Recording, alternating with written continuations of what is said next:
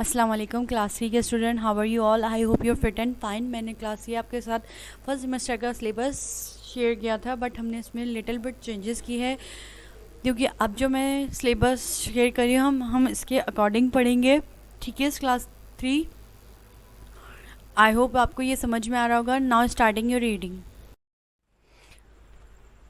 अस्सलाम वालेकुम class 3, how are you all? I hope you fine. Take out your English book, page number 98, chapter name is at grandfather house. I am reading now, carefully listen to.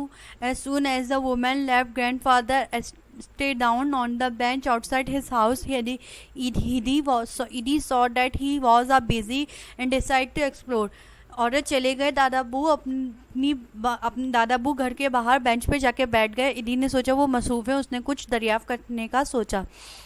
She walked around the side of the wooden building. She noticed an empty goat house and some tall trees. The wind made a rushing and roaring sound as it blew through their tall branches. Edie walked around and found herself back next to the grandfather. She stood in the front of him and waited.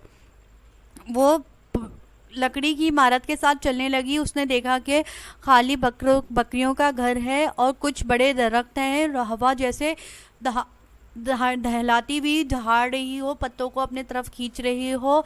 उसने चारों तरफ देखा तो अपने आप को ही पाया दादाबू के बराबर में। Grandfather noticed the girl, asked, "What do you want?" Edie's eyes were bright with excitement. "I want to see what is inside the house," she said. दादाबू ने महसूस किया और पूछा तुम्हें क्या चाहिए। लड़की की आंख चमकाई एक्साइटमेंट से। उसने कहा कि मुझे घर के अंदर देखना है। She looked like a clever child. Through grandfather she stood up. "Come then and bring up bundle of clothes," she said. "We must put them in the cupboard."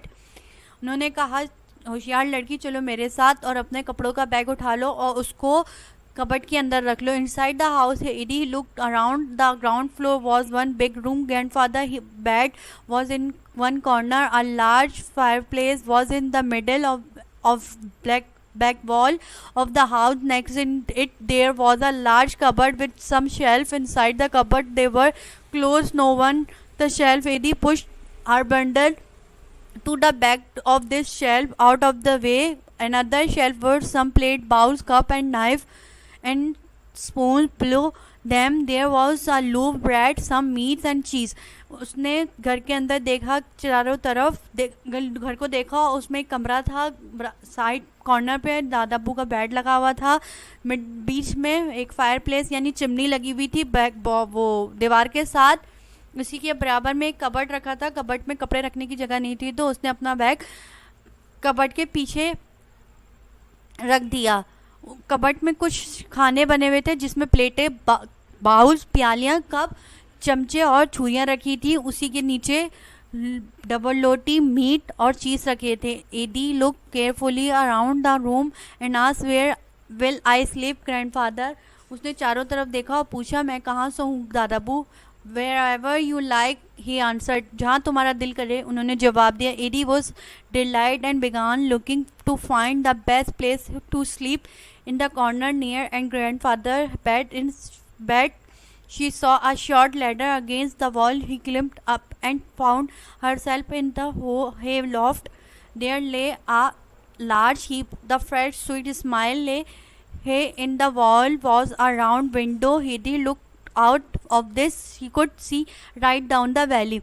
उसने अपनी पसंद की जगह ढूंढी जो दादाबू के बराबर में एक छोटी सी सीढ़ी थी। उसमें चढ़कर उसने और एक मुस्कान, प्यारी सी मुस्कान दी। उस खिड़की, वहाँ पर एक गोल राउंड खिड़की थी जहाँ से वो बाहर वैली को देख रही थी। "I shall sleep up here, grandfather," she called down to him. "It's lovely up here. Come up and see how lovely it is." उन्होंने कहा चलो अब, उसने कहा मैं अब सो जाती हूँ, लेकिन दादाबू ने कहा लेकिन नीचे आओ, ये और भी खूबसूरत है। "No, I know all about it," he answered.